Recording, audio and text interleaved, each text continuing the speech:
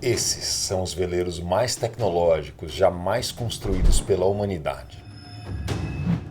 Eles são tão tecnológicos que eles não boiam mais. Agora eles voam. Imagina a tecnologia necessária para fazer esses veleiros que pesam 7 toneladas e têm 23 metros de comprimento, ficarem sustentados no ar em uma asa de 4,5 metros de comprimento.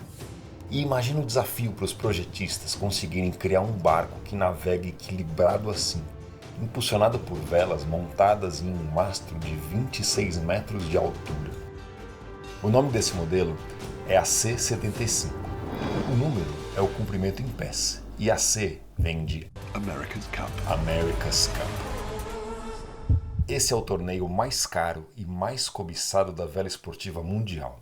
O nome America's Cup não é em homenagem aos Estados Unidos, e sim em homenagem a um veleiro dos Estados Unidos, especialmente construído para disputar essa taça em 1851. O veleiro se chamava América. The America's Cup. Ao longo desses 173 anos, ser o barco ganhador da America's Cup sempre foi sinônimo de ter sido construído exclusivamente para disputar essa taça, e sempre foi sinônimo de ser um dos veleiros mais rápidos do seu tempo. O resultado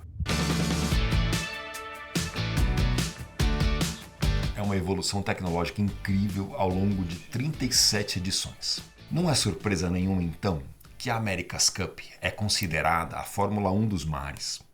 Hoje, os veleiros chegam a navegar 4 vezes mais rápido que o vento, e assim como os carros da Fórmula 1 precisam de um autódromo com asfalto impecável, os veleiros da America's Cup também precisam de águas abrigadas e calmas. Mas a semelhança com a Fórmula 1 não para por aqui. A mudança de barcos que boiam para barcos que voam aconteceu muito recentemente, em 2013. Em 2010, os barcos já estavam quase decolando, mas eles ainda boiavam. E olha que incrível, quando eles passaram a voar, ninguém sabia nem pilotar esses barcos. Era tipo pegar um piloto de caça e pedir para ele pilotar um foguete espacial. A curva de aprendizado dos velejadores foi imensa. E logo as equipes perceberam que para ir ainda mais rápido ia ser preciso cálculos aerodinâmicos cada vez mais avançados. E foi aí que aerodinamicistas que trabalhavam para a Fórmula 1 passaram a trabalhar para a America's Cup. Esse é o torneio esportivo internacional em disputa contínua mais antigo da humanidade. E eu estou fazendo esse vídeo justo agora porque acabou de começar a 37ª edição. A série de regatas dessa disputa vai durar aproximadamente 2 meses e o campeão vai ser definido entre o meio e o final de outubro de 2024. Esse vídeo vai contar tudo o que você precisa saber para poder acompanhar e curtir de verdade esse campeonato, mesmo que você não entenda nada de vela. Vem comigo! A America's Cup nunca teve uma regularidade perfeita de intervalo entre uma edição e outra. Algumas vezes já teve edições em anos seguidos e 3 vezes chegou a passar um intervalo de mais de 15 anos entre uma edição e outra. Mas nos últimos 65 anos, a tendência é que a cada 3 ou 4 anos aconteça uma nova edição. Pelos primeiros 132 anos, sempre foi um barco dos Estados Unidos que ganhou, até que em 1983, um barco australiano finalmente levou a taça para casa e quebrou essa hegemonia.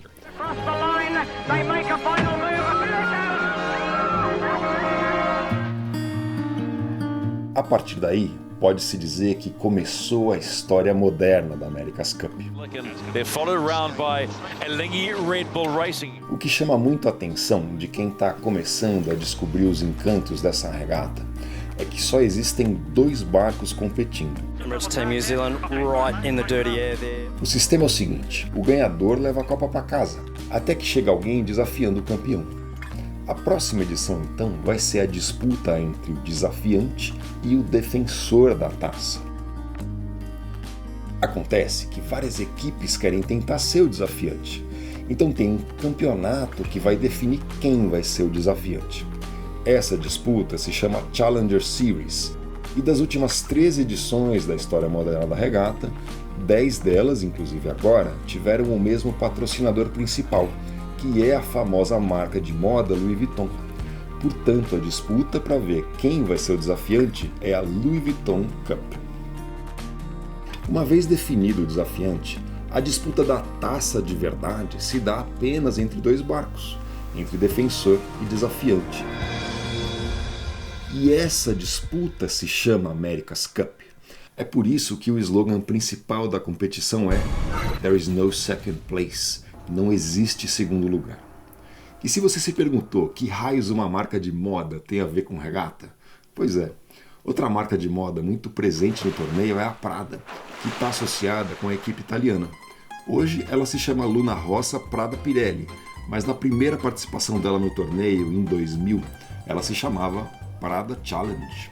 Curiosamente, essa equipe tem uma ligação muito forte com o Brasil. Hoje, o projetista-chefe dessa equipe é o brasileiro Horácio Carabelli. My name is Horácio Carabelli, I'm design coordinator. Ele é o responsável por projetar e aprimorar o barco da Luna Rossa. Outro brasileiro que fez história nessa equipe foi o Torben Grael, que na 30ª edição, em 2000, foi o tático da equipe nessa estreia deles, e eles ganharam a Louis Vuitton, viraram os desafiantes, mas perderam para os defensores, que era a equipe da Nova Zelândia. O Torben, apesar de nunca ter ganho a America's Cup, é considerado por muitos o velejador mais completo do planeta. Ele ganhou 2 medalhas de ouro na Olimpíada, chegou na final da America's Cup e ganhou como comandante a Ocean Race, que é a grande regata de volta ao mundo em equipe. Inclusive o Horácio era um dos tripulantes sob o comando do Torben. Certamente tem quem defenda que o Peter Blake da Nova Zelândia que é o velejador mais completo, por ser o único do planeta a ter ganho tanto a Ocean Race quanto a America's Cup. Mas o Blake nunca participou de uma Olimpíada. Em questão de Olimpíadas, o Torben é um dos maiores medalhistas do iatismo, mas o maior de todos é o inglês Ben Ainslie, que ganhou 4 ouros em 4 Olimpíadas seguidas. E ele é o comandante e fundador da equipe Ineos Britânia, que hoje, pela 3ª edição, concorre para ser o desafiante. Nessa edição de 2024, o comandante do Luna Rossa é o Jimmy Spithill, que em 2013 foi o vencedor no comando do Oracle Team USA contra o Emirates Team New Zealand. Essa edição foi incrível, porque quem ganhasse 9 regatas seria o campeão. Os norte-americanos estavam perdendo de lavada de 8-1 e viraram o jogo para 9-8. Há quem diga que essa foi a maior virada de todos os tempos de qualquer modalidade esportiva. Mas não se engane, a Nova Zelândia, com o Team New Zealand, ganhou 4 das últimas 8 edições, e eles são a grande equipe do momento. E olha só que curioso, uma equipe para ganhar não basta apenas ter excelentes velejadores, a engenhosidade conta muito também. A vela esportiva requer muito mais tática e habilidade do que força, mas ter força para poder movimentar as velas com agilidade também conta muito. Na 35ª edição, em 2017, os Kiwis, que é como são chamados os neozelandeses, colocaram ciclistas para alimentar um sistema hidráulico e arrasaram tanto na Louis Vuitton Cup como na America's Cup e levaram a taça para casa. Eles ganharam de novo em 2021, que foi a 36ª edição, e agora, portanto, eles são novamente os defensores. O comandante deles hoje é o Peter Burling, que é considerado o maior comandante do momento. Ele foi o timoneiro na vitória de 2017 e o comandante em 2021, se tornando o mais jovem comandante campeão da America's Cup com 30 anos. O Peter pode ser o grande comandante do momento, mas entre todos os comandantes de agora, o que tem o histórico mais impressionante é o Jimmy Spithill. Ele foi o ganhador da America's Cup em 2010 e em 2013 com o Oracle Team USA, e eles perderam como defensores em 2017. Em 2021, o Jimmy foi o comandante do Luna Rossa, que ganhou a Louis Vuitton Cup. Fantástico! É belíssimo! mas perdeu a America's Cup. Kiwis can fly! Stanley's most treasured prize, the America's Cup stays in New Zealand. O Jimmy Spithill, portanto, é o único que teve em todas as últimas 4 edições da America's Cup como comandante. Inclusive, ele também tinha sido o comandante mais jovem a vencer a Copa em 2010. Se você se perguntou por que tantos barcos diferentes ao longo das edições, a resposta é porque é o defensor junto com o desafiante que definem as regras da próxima edição. Inclusive, eles definem que modelo de barco eles vão construir. Mas dizem que é só o defensor quem define de verdade as novas regras, porque ele só aceita um desafiante que concorde com as regras que ele quer criar. Inclusive, isso já deu muita disputa judicial na Suprema Corte Estadual de Nova York, mas isso fica para ser contado em outro momento. Mas Charlie, você não falou que tem várias equipes competindo para ver quem vai ser o desafiante? Tem, mas o desafiante que faz esse acordo das novas regras com o defensor é o chamado Challenger of Record, que eu entendo que pode ser chamado em português como desafiante oficial. Mas de fato, quem vai ser o desafiante no fim das contas é o vencedor da Louis Vuitton Cup. O interessante é que não são só os avanços tecnológicos que cada equipe inventa que confere vantagem competitiva. Na edição anterior, o Luna Rossa do Jimmy trouxe um avanço logístico. Eles decidiram ter 2 timoneiros ao mesmo tempo. Então, ao invés de apenas um timoneiro que ficasse correndo de um lado para o outro com cada manobra, como sempre tinha sido feito por todos os barcos, eles fixaram um de cada lado. Isso permitiu um controle muito mais fino do barco. E nessa edição, todas as equipes adotaram esse sistema. Mas ao assistir, você vai descobrir que todas as equipes têm o piloto A, ou seja, a estrela, e o piloto B. O A fica sempre do lado direito, ou seja, de boreste, e o B sempre de bombordo. Eu já vou explicar por quê. Outra coisa que chama a atenção é que os barcos estão muito mais aerodinâmicos, e quem está a bordo fica bem enfiadinho lá para dentro da carenagem para criar menos arrasto com o vento. Olha como era logo que os barcos começaram a voar em 2013. Olha os ciclistas da Nova Zelândia em 2017. Olha a última edição em 2021 e olha como é agora em 2024. Nessa edição, todas as equipes têm ciclistas a bordo. E algo curioso é que é extremamente desafiador para eles ficarem todo o tempo dando força total nos pedais. Cada regata dura aproximadamente 20 a 25 minutos, mas um sprint dessa duração acaba até com os melhores ciclistas do Tour de France. Uma situação muito particular desse sistema de match racing, que é barco contra barco, é que antes mesmo da largada eles já estão competindo. Isso acontece porque na navegação à vela, a preferência de passagem entre os veleiros depende da posição das velas e da posição relativa entre os barcos. Então, se você conseguir se colocar em preferência, talvez você consiga se valer das regras do jogo para atrapalhar a largada do seu oponente. Na posição de preferência, é sempre o piloto A que está no comando. Por isso que sempre a estrela da equipe pilota por boreste. Quando você for assistir, gruda o olho na tela quando faltar 2 minutos para a largada, e especialmente nos últimos 30 segundos, que é quando essa dancinha do acasalamento entre eles atinge o ápice. Repara aqui nessa largada, como o barco da esquerda, que é o Luna Rossa, sendo timoneado pelo Jimmy nesse momento, se posiciona e impede que o American Magic passe pelo portão de largada. O Luna Rossa então dispara na frente, enquanto o oponente tem que voltar para passar pelo portão. Jimmy deu toco no Tom Slingsby. Olha essa aqui que genial. Agora o Jimmy vem conduzindo o Luna Rossa na frente, só controlando para passar o portão de largada na hora certa. Mas o Arnaud vem com a Ling e dá um toco no Jimmy, fazendo com ele exatamente o que ele tinha feito com o American Magic. E ele é obrigado a queimar a largada. Outra situação interessante mostra como esse nervosismo para dar e para não tomar toco levou o Ineos Britannia a cometer um erro contra o New Zealand e eles perderam sustentação nos folhos. O barco deitou na água, indo de 25 nós para 10 nós assim de repente, faltando 26 segundos para a largada, e assim os Kiwis dispararam na frente.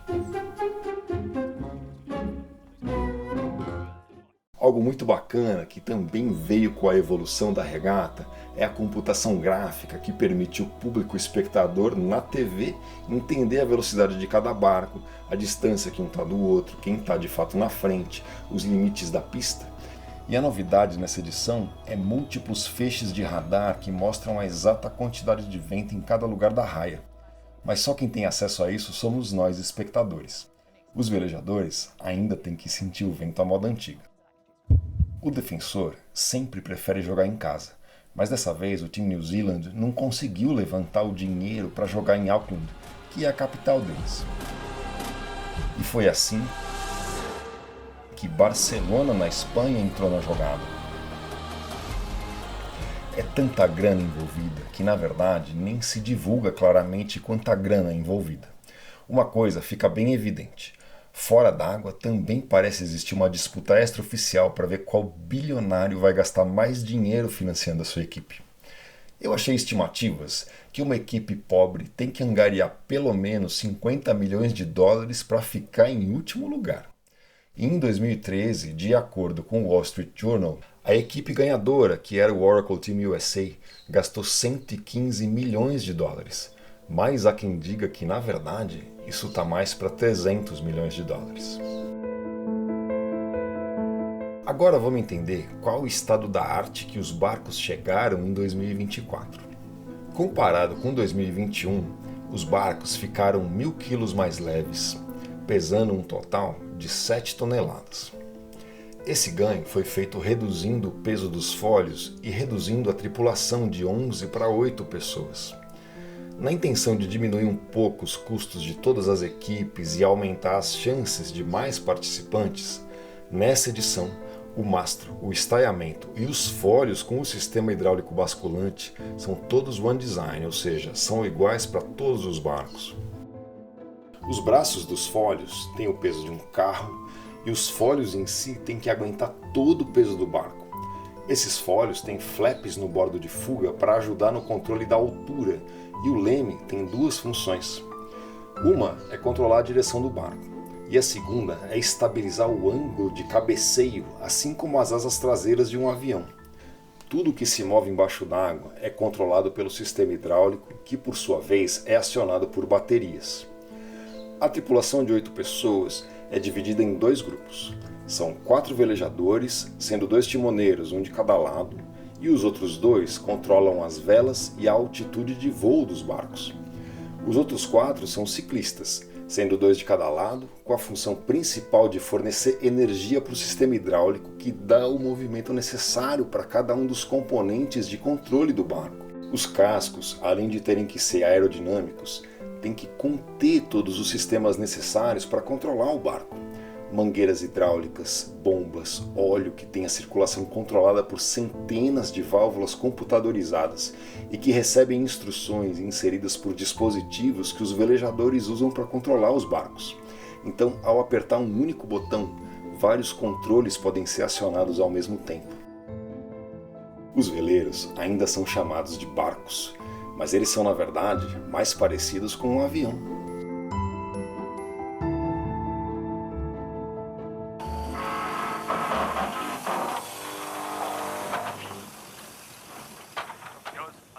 Nessa edição, tem 6 equipes no total, sendo o defensor mais 5 disputando para ver quem vai ser o desafiante.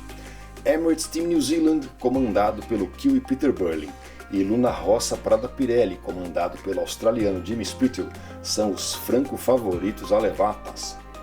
American Magic dos Estados Unidos, comandado pelo australiano Tom Slingsby, e a Ling Red Bull da Suíça, comandado pelo suíço Arnaud Psarofages, são equipes que representam clubes ganhadores do passado e não podem ser menosprezados.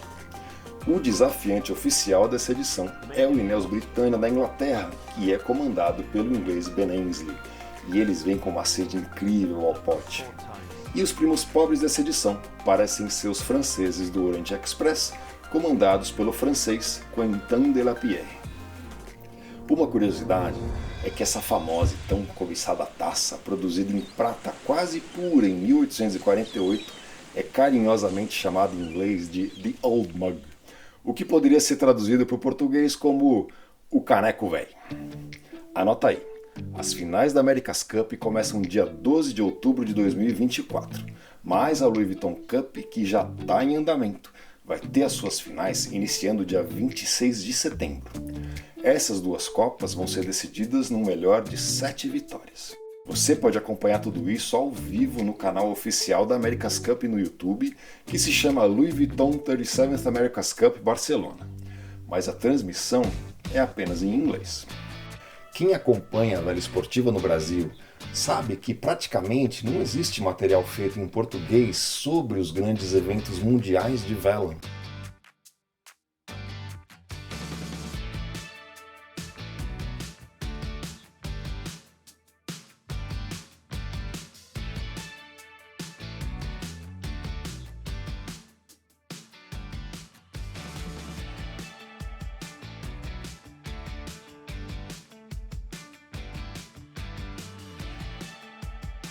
E eu descobri o quanto o público brasileiro é ávido por consumir isso quando eu fiz um vídeo aqui no Homo Sapiens sobre a história da Ocean Race, e esse vídeo atingiu 164 mil visualizações. Então, a última grande novidade que eu tenho para contar sobre essa edição da America's Cup é que o Homo Sapiens aqui vai para Barcelona passar 40 dias para cobrir as finais, tanto da Louis Vuitton Cup quanto da America's Cup. E essa vai ser a primeira vez que um canal brasileiro de YouTube vai cobrir in loco. Essa que é a regata mais tecnológica e mais prestigiosa do planeta. Como é que eu consegui? Não, eu não fui nem contratado e nem convidado para estar lá. Eu vou com a cara e com a coragem, porque eu aposto no potencial do Homo Sapiens de divulgar a vela no Brasil. E eu sei do potencial que isso tem de se tornar cada ano maior. Eu vou produzir vídeos educativos sobre as histórias e a tecnologia da regata. E para me auxiliar nisso, eu pretendo entrevistar as grandes figuras envolvidas no evento. Quem sabe eu até consiga um crachá de imprensa, assim como eu consegui em Itajaí na Ocean Race de 2023 no ano passado. Welcome to Brazil as the Ocean Race is gearing up for another day. Se isso acontecer, as histórias vão poder ser melhor contadas. Se você gosta da ideia de ter um canal brasileiro produzindo conteúdo sobre a America's Cup, deixe um comentário. Assim, quem sabe eu consigo mostrar isso para a direção da prova e quem sabe o Homo Sapiens não pode se tornar um parceiro da America's Cup no Brasil no futuro. E agora vem o papo reto. Eu quero enfatizar que tanto o público comum quanto empresas podem se beneficiar dessa minha presença em Barcelona. O público comum que me ajudar contribuindo financeiramente para amortizar meus custos vai poder ter acesso a materiais exclusivos. E as empresas que investirem no Homo Sapiens vão poder divulgar sua marca para o público que vai assistir essa cobertura que eu vou fazer. Eu vou explicar. De forma individual, é possível contribuir com qualquer quantia. Para quem está no Brasil é através do bom e velho pix@homosapiens.com. E para quem está fora do Brasil, é através de um gift card em dólares na Amazon norte-americana para o destinatário pix@homosapiens.com. Por menor que seja, toda contribuição é muito bem-vinda e vai contar com meu muito obrigado. Mas quem contribuir com R$100 ou mais vai poder assistir entrevistas na íntegra, fazer perguntas para certos entrevistados e participar de forma mais intimista comigo das lives que eu produzi. Agora a conversa é com as empresas. Vamos falar de negócios. Eu sei muito bem que patrocínio é uma ação de marketing em que você investe para ter mais retorno do que você colocou. E eu vou falar agora por que o Homo Sapiens é um excelente investimento para sua marca. Em 4 anos de vida, o canal Homo Sapiens se tornou o maior canal de ensino de navegação à vela do Brasil, atingindo, no momento da produção desse vídeo, 46 mil inscritos, tendo publicado 51 vídeos. Somando todos os vídeos, são quase 2.600.000 visualizações. No total, tem mais de 50 países onde os vídeos já tocaram, mais 90% do público assiste no Brasil. As principais cidades são as capitais do Sudeste e do Sul, e 85% do público é homem. A principal faixa etária é de 35 a 44 anos, seguido de 45 há 54 anos. Mas o que mais importa nem são esses dados. São os dados que vêm a partir da análise desses dados. Para saber a relevância de um canal, ou seja, o impacto que um canal tem no seu próprio público, é preciso saber se o público inscrito realmente assiste o canal. Então, a gente precisa comparar as visualizações relativamente à quantidade de inscritos. Todo canal acaba tendo alguns vídeos que viralizam, assim como aqui no Homo Sapiens.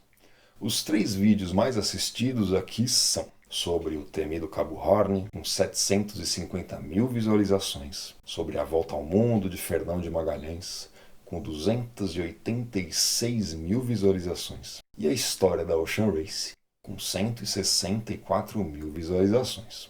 Veja que o vídeo mais visto do Homo Sapiens tem 16 vezes a quantidade de inscritos. Mas, para analisar qualquer canal, a gente tem que olhar também os vídeos menos vistos. No Homo Sapiens, o pior vídeo tem 4.800 visualizações, que é 10% da quantidade de inscritos. E o segundo pior vídeo tem 20% da quantidade de inscritos. A média de visualizações do canal é de mais de 50 mil por vídeo, e isso dá mais de uma vez a quantidade de inscritos. Eu sei bem que resultado passado não é garantia de resultado futuro, mas eu desafio você a encontrar no mundo náutico brasileiro um canal com dados melhores que esses. O esmero na produção de cada vídeo é o que colocou o Homo Sapiens no topo da sua categoria, e eu tenho certeza que o canal vai crescer muito ainda. Vem fazer parte de quem estava lá desde o começo. Na descrição do vídeo tem os meus contatos. Homo Sapiens, o canal de quem aprende para zarpar e zarpa para aprender. Eu vejo você em Barcelona.